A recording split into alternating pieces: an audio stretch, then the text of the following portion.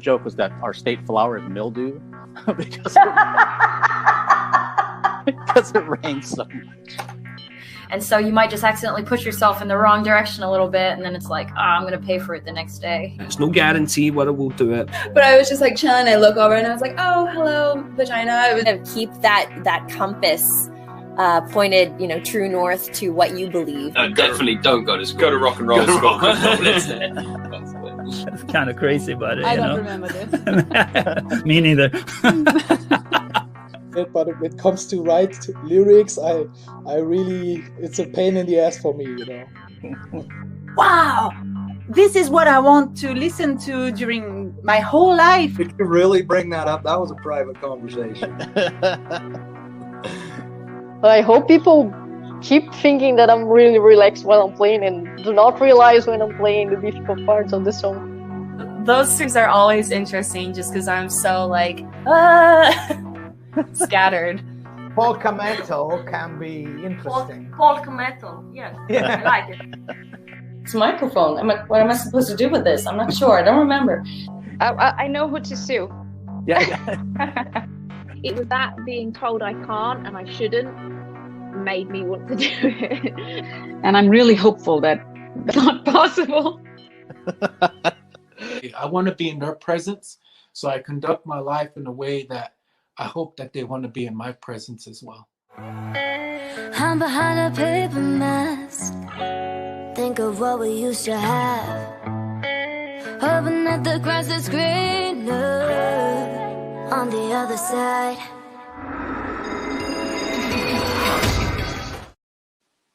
Good afternoon, good evening, good morning. I am Mark Sugiyama from Eclectic Arts, based here in Seattle, Washington. And thank you so much for joining me on this Thursday, the 10th of June, 2021. And this is a momentous occasion. We just had one actually last week, and we have one this week, where this is the 100th live stream for 2021 so far. And I want to thank Alice for sending me on this journey on May 22nd, 2020. If they had not invited me to open up their virtual tour, I probably wouldn't be doing all of this right now. So I'm internally grateful to them. And I want to thank all of the guests that I've had overall, but also this year. So for those that are new to my channel, I cover all different types of music, theater, musical theater, film, television, opera, ballet. Anything I consider artistic is what I like to do. And my life's just been really enriched by being able to talk to so many wonderfully talented guests in this virtual format. As we kind of have this transitionary period that we're in, I'm really looking forward to actually meeting some of the folks that I've done virtual interviews with in person, when I can actually be back in a photo pit, back in a theater, back in anything, doing reviews and photography and everything, and interviews, of course, that I normally was doing before the pandemic. But this has truly been my silver lining, to be able to connect with so many artists during this time. And again, it just boggles my mind that I'm sitting there looking on my screen right now, and I can see off to the side the 100, meaning the 100 live stream so far. Will I hit another 100 by December of this year? Hard to say, but I didn't think I'd hit 100 now in June, so who knows? But anyway, thank you so much for tuning in. And speaking of everything, coming up really quick, at 1:30 Pacific Daylight Time today, I have Sonia Anubis from Crypta joining me from the Netherlands. Fantastic guitar player, and their new album drops, or debut album drops tomorrow. And then this is brand new. I haven't even announced this on my socials yet. Camille Sullivan, a wonderful actress from Hunter x Hunter, the film that came out at the end of 2020, and it's what, if you like thriller / horror stuff, that film, and I like that kind of stuff, just tripped me out at the end because I didn't see that coming, and I won't spoil it for anybody, but she's going to be joining me at 3 p.m. tomorrow Pacific Daylight Time. And if you want to know what else is coming up, and I've got a lot coming up, please follow me as Eclectic Arts Media, one word, on Instagram. That's where I post everything first. And then a few things migrate over to other social media platforms. If you are watching this on YouTube for the first time, in terms of my channel, if you could subscribe to my channel, that's greatly appreciated. If you could like this video as well, that's also good. And then if you're on the Twitch side of things, if you could follow me over there, and I always appreciate that as well. And if you're really looking to make a tip or a donation, there is a PayPal me link in every YouTube description of every video that I do. All that money goes straight back into what I do. So I've mentioned this before, that my background is getting a little stale. I need to upgrade that because it's been there for a few months now, let alone equipment-wise. People know that I'm still using other devices. I don't have a nice fancy laptop that I would love to get at some point. But that's only if you're in a position to do so and feel so inclined. But every dollar helps me, and I've already got a few donations this month, which I greatly appreciate. It also happens to be my birthday month. If that makes a difference, I have no shame whatsoever. But let's get to my interview today. My guest today is a multi-talented artistic threat. Her new song, Paper Mask, was just recently released. Please welcome to the Eclectic Arts Virtual Studio, Alex Freeman. Hi. Hi, Alex. How are you? I'm good. How are you? I'm doing great. Thank you so much for taking the time today. I really appreciate it. I'm so excited that I get to be able to be your 100th streamed episode. Yeah, again, anytime I think of, what was the 100th episode in 2021, I'm going to be thinking about you. I love that. Yeah, so it's awesome that you get to be the 100th, and I can't wait to talk to you more about your music and your background. And you have a really fascinating background with everything that you're involved with. So let's kind of dive in, and we'll get to Paper Mask in a minute. But I'm just kind of curious about. I know through doing some of my research and my history about yourself that you've had, listed as a musician, actress, entrepreneur, activist. I mean, just kind of all kinds of different areas. Where does that stem from? So, like, take me back to the earlier part of your timeline before we get up to what we're doing now. Yeah. Well, when I was about 5 years old, I was bullied really, really bad, and I in my entire grade, and I was so upset and hurt by it. And my parents said, well, you have a couple options. You can go and just be the victim the rest of your life. You can be mean back to the bully, and that makes you a bully, or you can do something about it. And my way to do something about it was I wrote a song. And I wrote 3 songs over the course of 3 years. Well, the ones that I released, and I recorded them all by the time I was 7 and co-produced them. So being able to release stuff super young, I felt was like really helpful for me to realize like, this is what I want to do. And I love performing. It's one of my favorite parts of being an artist. So being able to perform and consistently have like different performances and sets going on, I think is so, so important. And that's what I realized my true love was when it came to music and performing and everything, and like entertainment in this industry. But I got involved with a lot of anti-bullying causes and everything due to the fact that I was bullied, and also that I didn't want other people to feel the way that I did. So once I was about like maybe 8 years old, I was performing constantly, and I was writing a little bit, and I kind of stopped writing by the time I was about 10 years old, because I realized I suck at spelling, and like all the technicalities of like everything being like perfect and like not having good handwriting, like that stresses me out. So I was like, you know what, maybe I'll just stop writing, maybe I'll just sing. And I realized like I don't really have a lot of creative outlets outside of music. So I think that I paint, but like that's not really for like I like drawing. Painting, I'm not the best. Let's leave that there. But I love writing because it helps me like get rid of any of the feelings that I'm feeling that I don't want to deal with anymore, or it helps me express what I feel. And when I was about 12 years old, I got back into writing, and now I've been writing every day since. So I got involved with suicide prevention, and in the mix of all of that, I lost one of my very, very close friends to suicide. But anyway, I got involved with that because it's a really heavy subject, and there's so many people who deal with losing a loved one like that. And I got involved with that because I felt like that was the right thing to do for me, because I had so many questions, and I knew if this is how I feel, imagine how many people feel the same way. So I got involved in that, and I felt like that really was a great way to also have a creative outlet for me to be able to speak to people who have dealt with the same thing I have and make a connection overall. Wow. Well, one, thank you for sharing all of that. 2, I'm very sorry that you were bullied back when you were younger. And 2, that I'm sorry that you lost a close friend to a suicide. Thank you. I talked about this during other interviews with other guests, that I was also bullied as a younger person, and it definitely put me onto a course that sometimes there's a little part of me that kind of wonders, if that had not happened, what course in life would I have gone on, because it would have been different. I mean, there's just no other way to look at it. I like the advice that your parents gave you about the options that you have. And that's kind of what I had to do, the same type of thing of trying to figure out which way am I going to go with this, and trying to be the better person, the bigger person, and trying to use that towards the greater good instead of, letting it affect me to a point where, I just end up down a bad path. But it's interesting I would also say how many artistic guests I've had have a commonality with this. By doing, again, I've done a little over 200 of these over a year. There's been a lot of this commonality of bullying, of being picked on, and sometimes it was later in life too, and even in relationships. So it's been really interesting and unfortunate that that's what's happened. But then the plus side is that there's been these really amazing artists have come out from those ashes, and they've definitely risen that way.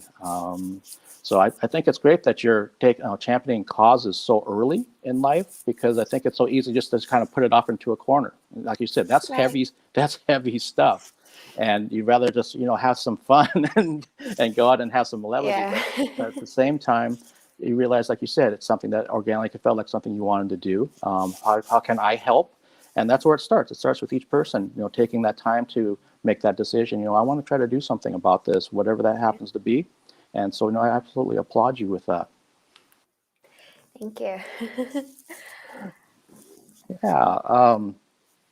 So as you mentioned that you were writing, and then spelling wasn't maybe your strong suit at the time, or you're a perfectionist. So then you said, okay, I'm going to leave this alone. And then you came back to it. Now you've been doing it fast and furious for a long period of time.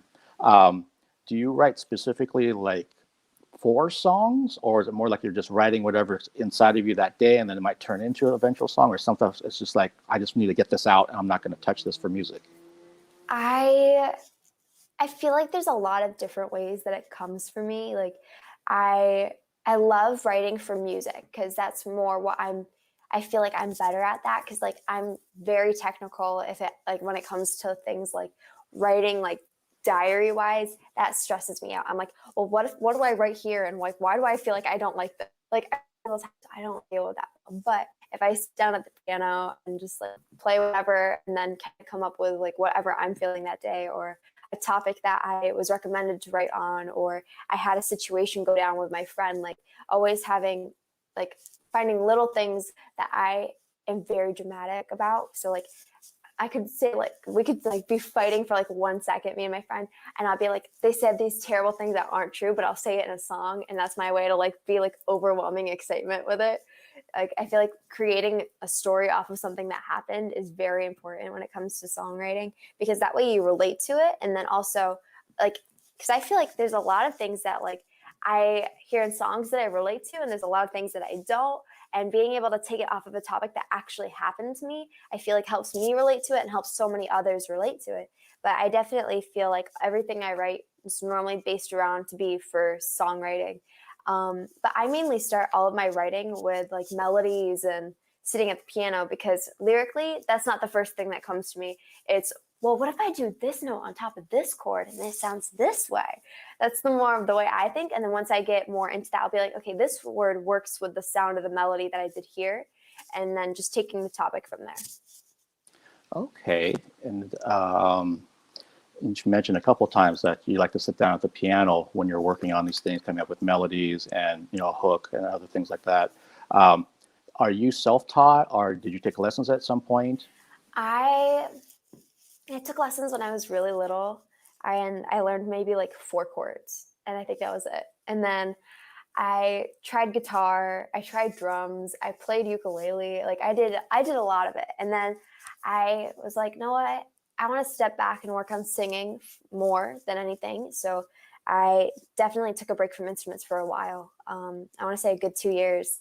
And then I was like, I really want to learn how to play instruments and learn how to produce and do all of these things. So what I did was I realized, okay, how do I teach myself to do this? So I got some apps that told me like, okay, this chord you play here on this song, and then it will click on the button and it teaches you the chord. So I learned a lot from myself, but I also did have some very smaller beginnings in lessons.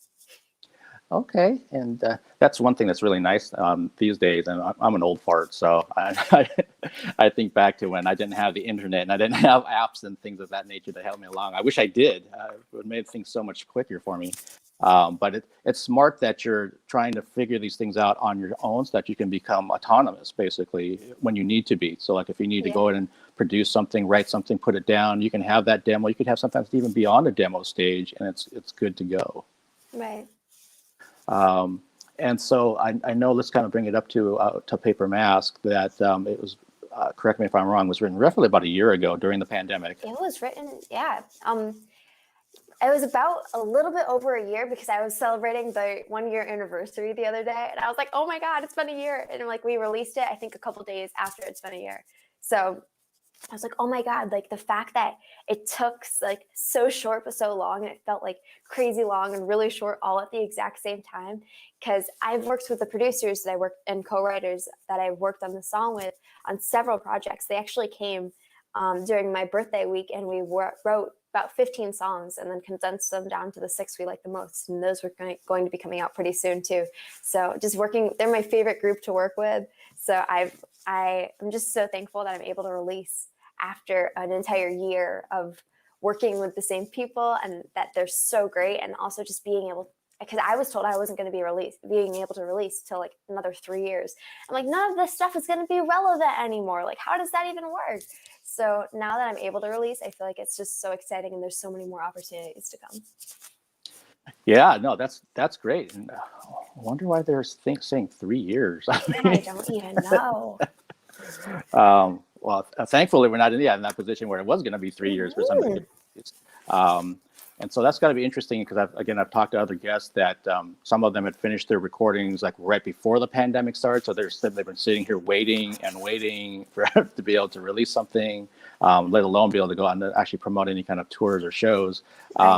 In your case, I thought it was interesting as I was listening to some of your commentary about the lyric content of Paper Mask, how, just kind of one day you're kind of thinking how crazy it is that this piece of paper is what supposedly is going to protect us. And you were saying, wear your mask and social distance and all that kind of stuff. I'm going to be real clear about that. But it just, that random idea, I never really thought about it that way until I was listening to your explanation of the lyrics. So was that a specific moment when you're just kind of like, you're looking at a mask or you saw somebody wearing one, you're kind of like, what the hell? Well, my dad did a lot of PPE stuff when the pandemic first hit. So my dad was talking about like, all of us need to get masks, and we need to do research on what the best one is, keep ourselves safe. And I was like, okay.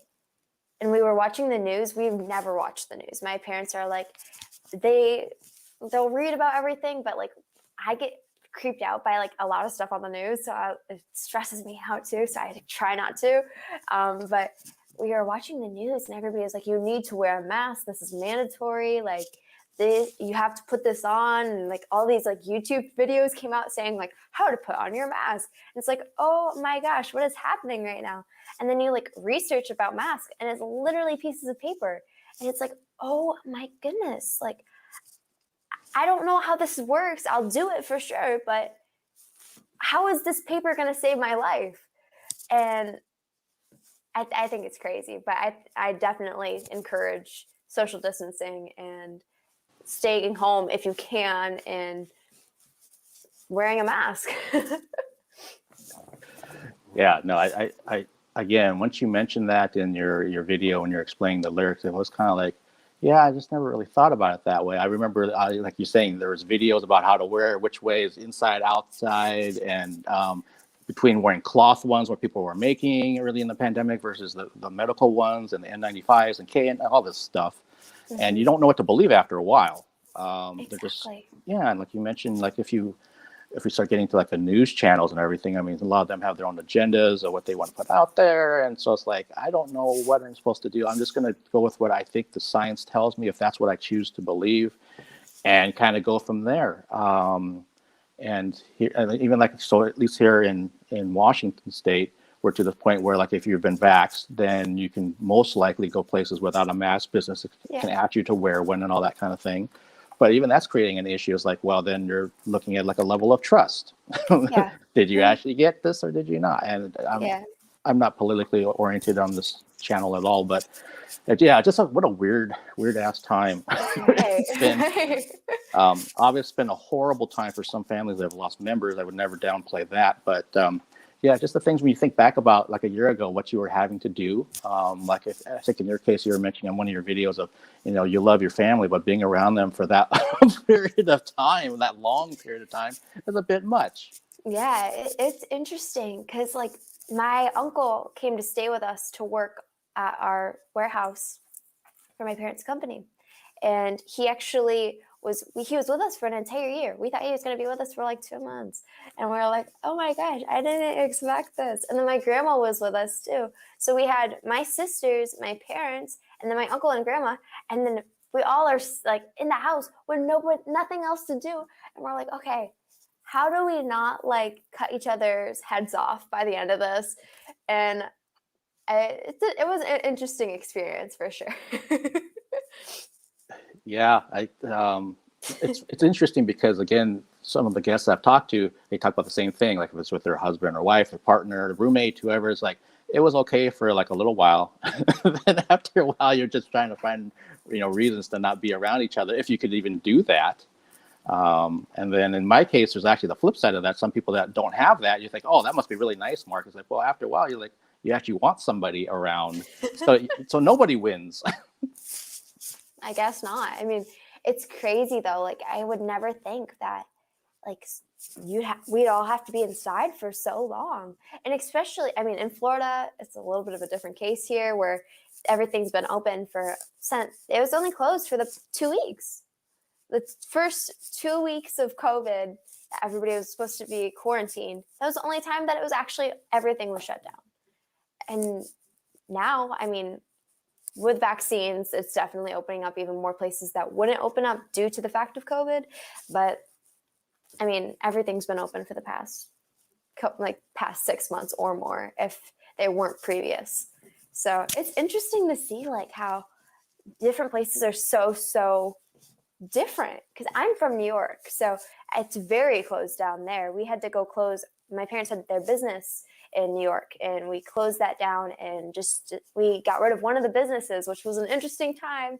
We didn't think that was going to happen, but I think that it's interesting to see just how everything is so different compared to how it was before. And now that we're opening up again, that I hope everything will be definitely better than it was even before COVID, but we never know what's going to happen. Yeah, very, very true.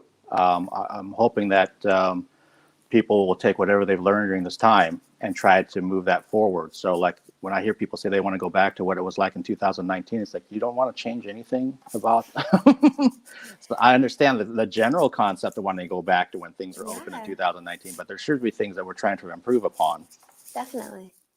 I think it's so cool too that like so many people got like new hobbies and everything during COVID. I think it's just so amazing because I personally, as an artist, I learned a lot about music during COVID.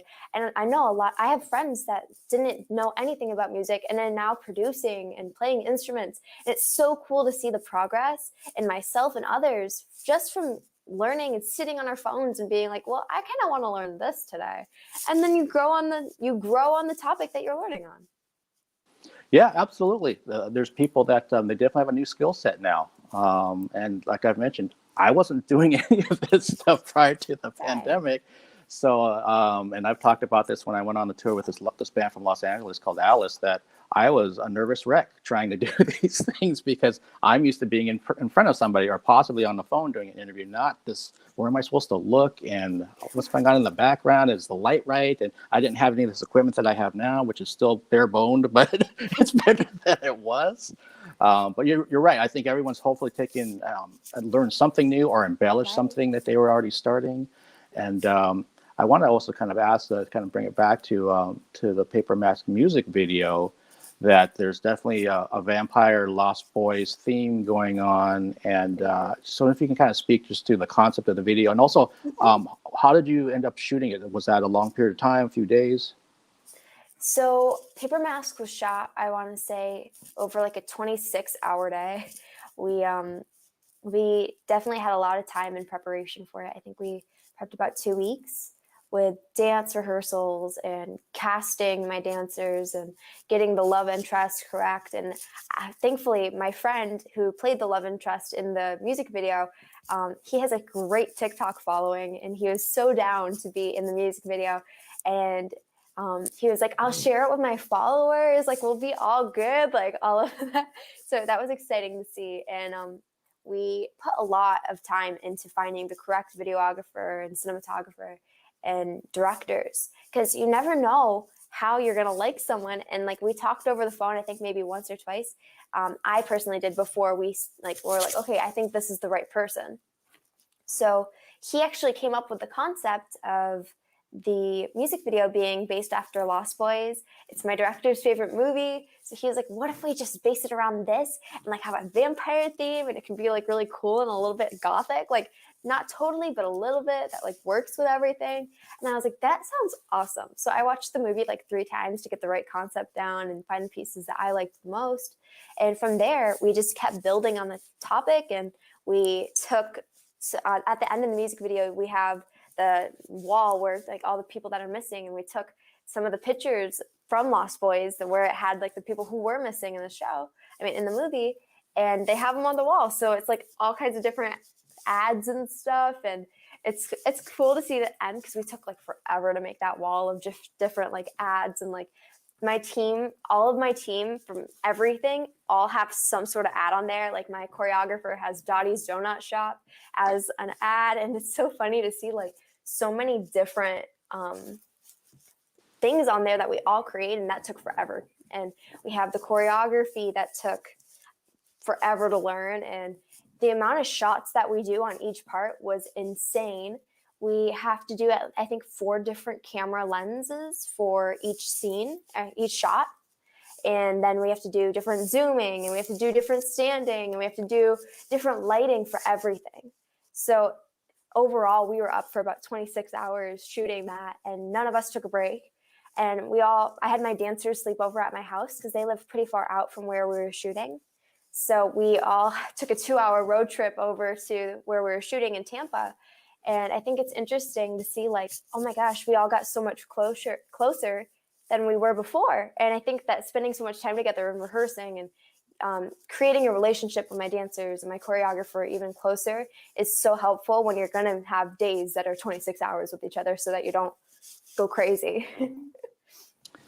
Yeah, I love when you're talking about the wall, and that you have, it's almost like an in-joke basically for anyone who's involved with the video. It's like, oh, there's mine, and there's mine, there's mine. And the average person watching, they would just like, oh, they'll understand the concept if they've seen the Lost Boys, but they won't know exactly who those are, what those businesses are, that type of thing. Right. And I know also in the video, there's roller skating. And yes. Was that something that came natural to you, or was it difficult, or? I am terrible at roller skating. And me and my mom were watching TikTok one day, and we were like, oh my God, what if we put roller skating into the music video? Because it was trending on TikTok during the time, and it was so cute, and everybody had like these really cute roller skates, and they all had really cool outfits. And we're like, I want to put that in the music video. So we did. And well, when I tell you I cannot skate, that is an understatement. It's bad.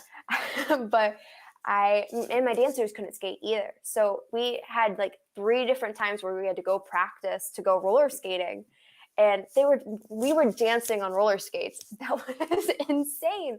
Especially because like when I'm shooting the last scene where I'm walking up to the love interest in the music video, I had to take his mask off, and I had roller skates on for like, we did some with roller skates and some without.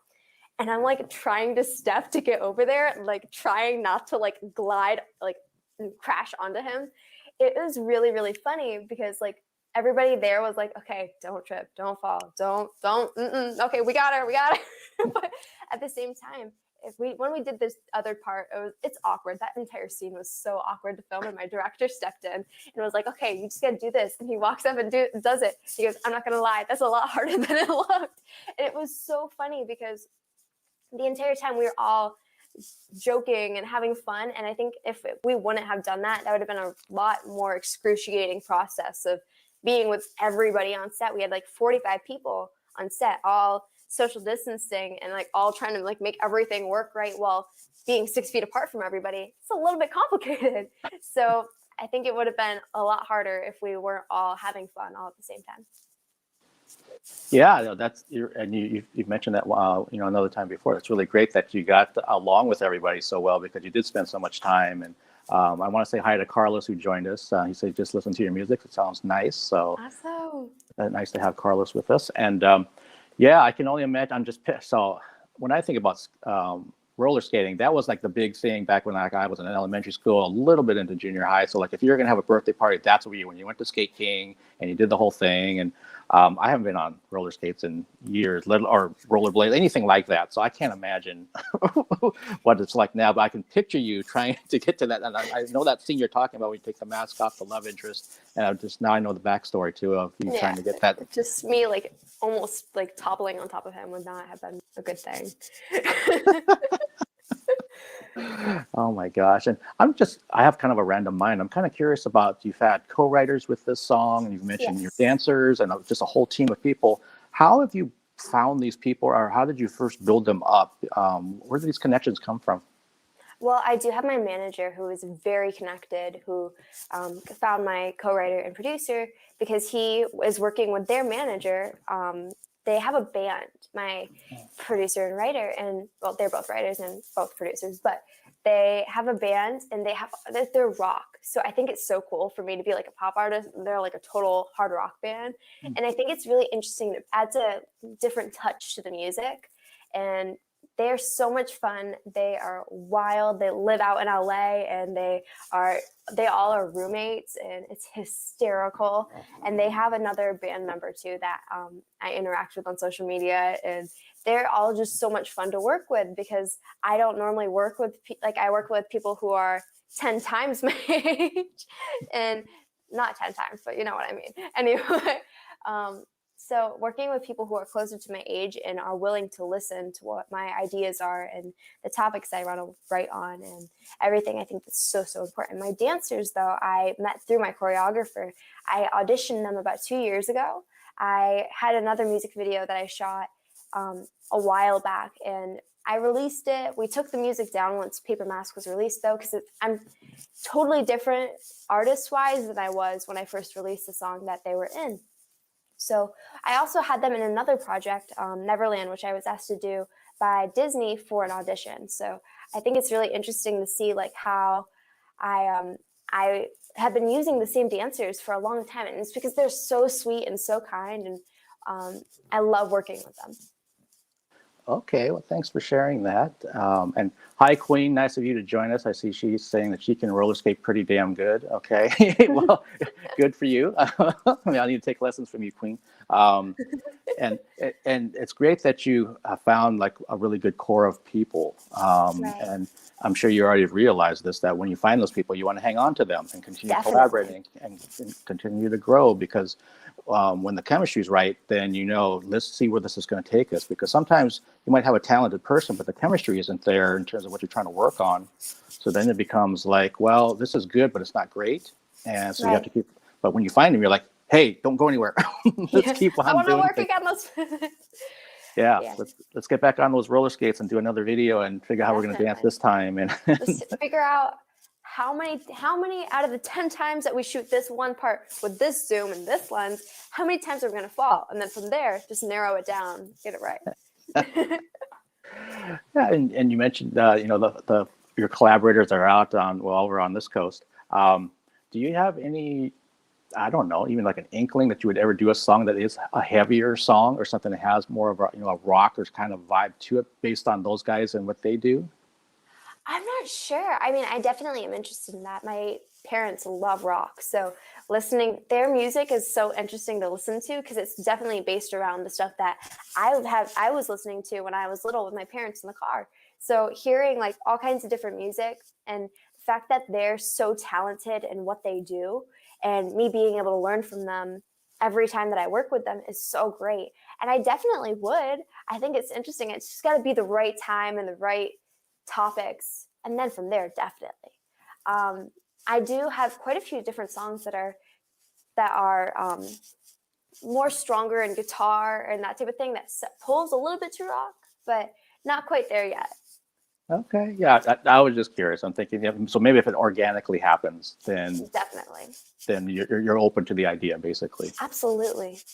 Okay, and I'm also curious about your voice, because you have a really nice voice, and there's parts of something where I saw where it was just you just singing some of the lyrics to Paper Mask. So it's like there's no filter, there's no anything. It's just you singing. So that tells you a lot about, oh, she can sing. It's not studio work. How much time have you been spending on your vocal performance? That's a great question. I do my vocal work every single day, and I have certain repetitive things that I do. So I do have one thing that's 20 minutes that I just go over and over again doing the same work. And then I always work on some sort of music thing every day, whether it's sitting at piano and trying to find the notes that I am playing and then harmonize with them so that I can learn my harmonies better when I'm in the studio, so that it takes me 5 seconds to find a harmony versus 5.5 minutes that I don't want to deal with. So being able to just ear train myself, I think, is really important, which I try to do a lot. And then also I sing every single day. So for me, I definitely always want to make sure that I'm taking care of my vocal health and drinking tea. And for me, vocal health is the most important thing. So constantly talking, and when I talk, I do put it in different placements to see, does this feel better for me vocally, so that I can modify what works for me so that my vocal health is even better. And definitely doing vocal sprays and all of that stuff is intense. But I overall probably do 2 hours of vocal work and music just vocally every day. And then I do instruments after that.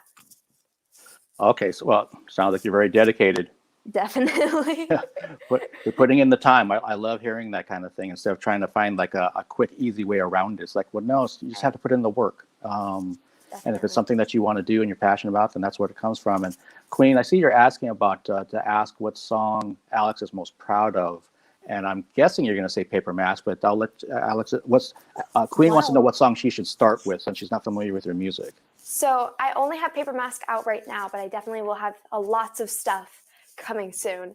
I have 50 songs that I wrote over the course of last year, and I have about 16 this year so far. And I definitely am working on creating more content every day.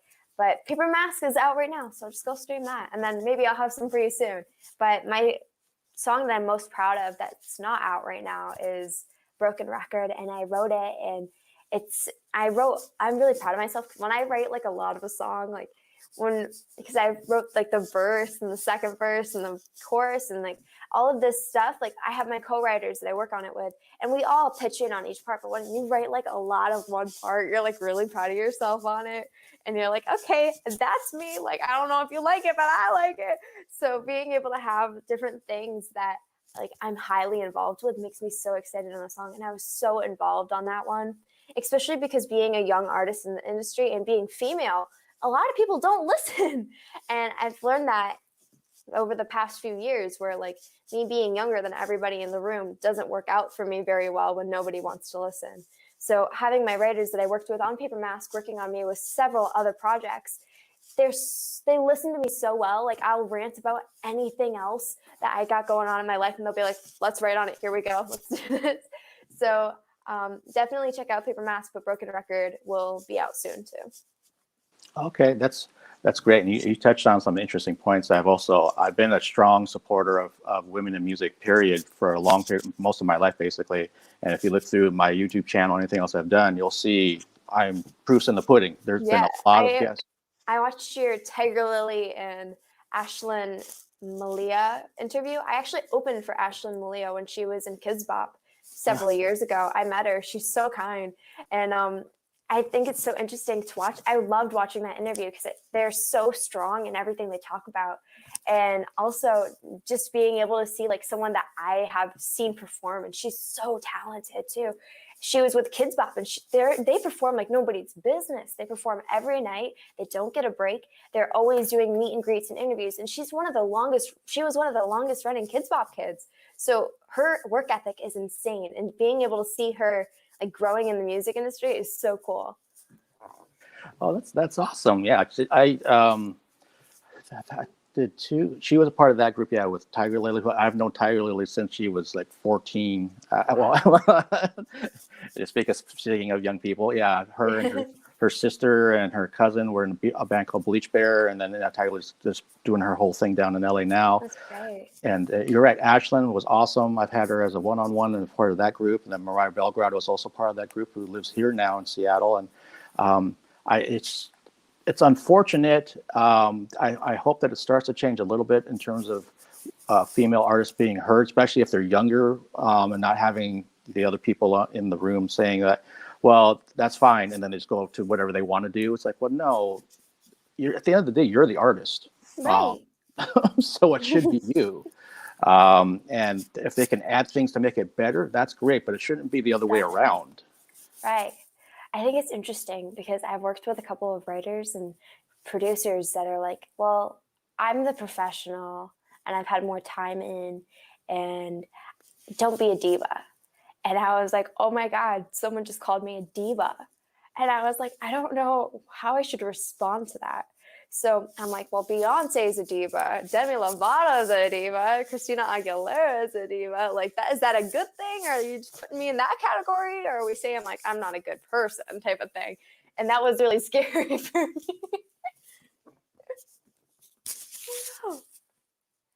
So definitely interesting on being called a diva and dealing with people in the music industry. I'm back. Okay, good. And yeah, that's so ridiculous. And you're right. I mean, diva could be used in a good way if you're someone of. It depends. Of that stature. I still don't know how that was intended, and that was what bothered me about it. Because I was in the studio with this person for like 2 weeks, and then I was like, "What if we put this here?" And I don't even remember what started it. And they're like, "You can't be a diva." And I was like, I think it was intended not in the greatest way, but just hearing that was kind of funny because I never expected to hear someone call me a diva. And I was like, oh my gosh, like, what did I do? Well, based on what you just said, yeah, that sounds like someone who's just trying to control what's happening in that particular studio time and trying to put you in your place because you're young, you're a female, you don't know enough because you haven't been around in the business as long as I have, kind of crap. And it's like, right. You know what you want as an artist. Exactly. This is a song I wrote with these folks, and this is what I have in my head, and I want to get it out of my head onto this recording. And what you're suggesting isn't what I'm looking for. Right. And I don't know how, there's a person I know locally who's been doing a lot of film work, and for her to get into that industry and to be taken seriously, it's been a chore because it's like, well, you're new, you don't know what you're doing, and your ideas are okay, but this whole idea is better, so we're just going to go over and do this. And it's like, I'm the director. This is my project. And she has to keep standing up for herself all the time. Right. When it should just be, let's do this and move forward with the project. Yeah, let's make it a collaborative project versus being like, well, this is my part. Like you can do your thing, but like, let me touch this part. It's like, it's weird to see, like, especially with producers, I've realized that I've worked with so many amazing, talented people, and being able to see like how different people are in the industry and after who they've worked with is kind of odd, because I've worked with this one writer. She's absolutely amazing. And you have to warm writers up and producers up a lot before you can throw in like a certain idea. Is like, what if we add this part here? It's kind of odd to see, like, you have to make sure they're warm and you're all friendly and you're all good before you have any ideas sometimes. And I definitely think it's really cool to be able to see like how everybody reacts differently with different ideas. But when there's so many people in a room, it's kind of hard sometimes because you're like, okay, I like this idea, but I want to throw this in with it. And then they're like, no, but I have the more experience. And I will go with anybody who's got more experience because most everybody does. And I'm so thankful that I can work with people that I can learn from every single time I work with somebody. But being able to have, like, being someone younger than everybody in the room, I've had my 9 years of working on music every day, like working on music constantly. But because I was 5 when I started writing and I released music, it doesn't count. But me doing vocal work every day for the past 9 years just isn't it? But someone who's been working from the time they were, 14 to 9 years after that, that works equally. So it's just interesting to see how people react to that. I can only imagine. I've had, just from my side of things as a media person, going through a bunch of different artistic guests, that someone who might be considered an A-list, let's say, film star, could be one of the most down-to-earth people I've ever met. And then I could have someone who's an up-and-coming, music person who's completely full of themselves. And it's like, you don't even have a record out yet. What's going on here? And I understand wanting to be confident about what you do. That's a different thing. But if you're looking down your nose at everybody that comes across your way, including people that are trying to promote your work, that doesn't work for me. And it's, at the end of the day, you have to know your worth. Absolutely. So either you put up with that or you don't. And the old Mark 10 years ago, I probably would have put up with a lot of that. But nowadays, no. Yeah. It's a crazy industry. And I'm thankful that I've been able to be involved with so many people in it. But seeing how everybody reacts to different things is definitely it's interesting to see, for sure. It's one of those things they talk about, like with bands when they've gone on tour with other bands, that sometimes they've learned what not to do, and that's been a valuable lesson for them. So that when they move forward, it's like, oh, remember that tour? Don't do what that headliner did, and then it puts them on a better path. And like we've talked about this entire interview, continue working with good people. When you find them, you just hang on to those good people and keep collaborating with them. And the other folks, you're going to have to mix in some new ones at times, and then kind of see where they're at. And if they're, thinking they're king or queen of the hill, then it's like, well, do I really need to work with this person? Maybe not. Who knows? Yeah. But to kind of get close to wrapping this up, Alex, you mentioned that you've got some other songs that you've worked on with your partners, and you've got another song coming out with Broken Record. What is actually the next timeline for, the next 3 to 6 months? I'm hoping, I want to release stuff every 6 to 8 weeks, because I want to be releasing singles and having a consistent flow of music release, because it's really hard to release and build an audience when you only have one song out. Because for me, I know that if I find an artist but they only have one song, I'm going to love that song and I'm going to add it to my playlist. But if I don't know they're going to release any more music because there's only one song, how am I going to be able to be that person's huge fan? So being able to release more music consistently, I think, is such a big deal for an artist. And especially now that I have one song out, I can continue to release more and more. So hopefully every 6 to 8 weeks. Okay, that's cool. I mean, yeah, you're going to have a consistent amount of presence out there then, with songs and everything. And Queen, you're not chattering too much. I love it when people are in the chat. So as long as they're not being rude, and you're not being rude. So if you're enjoying great. if you're enjoying your ultra high grade hand batch coffee from Colombia, hey, great, good for you. But I'm also curious too. So you're going to have singles, probably videos with those singles. Will you be on a stage anytime soon or in the near future? Yes, I have lots of performances coming up that I am so excited about. I might be doing Miami Fashion Week, and I think that's so cool because I walked Fashion Week in New York last year, right before COVID hit. So being able to perform at it is definitely Miami Fashion Week is going to be such an interesting experience, and especially because I love Fashion Week. Like, I think it's so cool. And being able to perform for it is just so exciting. And then I definitely do have some more performances coming up that I am getting the confirmation of within the next couple of days here. Some in California too that I know about. There's, I think, 3, and all within June, July. And then there's quite a few here in Florida too. So just being able to perform is so exciting for me because that's my favorite part of being an artist. So being able to do that and being able to have opportunities that are opening up again is so exciting. Yeah, that is exciting. I'm glad to hear that you've got shows coming up and you'll be back on a stage and bringing your music to the masses and all that stuff that people love. And this? And yeah, Carlos was saying you just watched your latest music video too, and so yeah, the word's getting out. That's great. And again, for me being an old fart, I'm always curious about young people about what's your take on social media, because you're basically born into it. It's always been around, which is different than for someone like me. So, what's your take on it being a younger person? I think it's really a weird place. I feel like social media is weird. I love going through social media. I hate posting with a passion. I feel like it's really kind of hard to keep up as much posting as I feel like everyone tells me I need to. Posting 3 things a day on each platform for each story, and 3 posts and 3 TikToks, and posting on Facebook. I don't even know how to work Facebook. Like, I don't know how I'm expected to, and just being able to post so many pieces of content a day. I don't have an interesting life outside of music.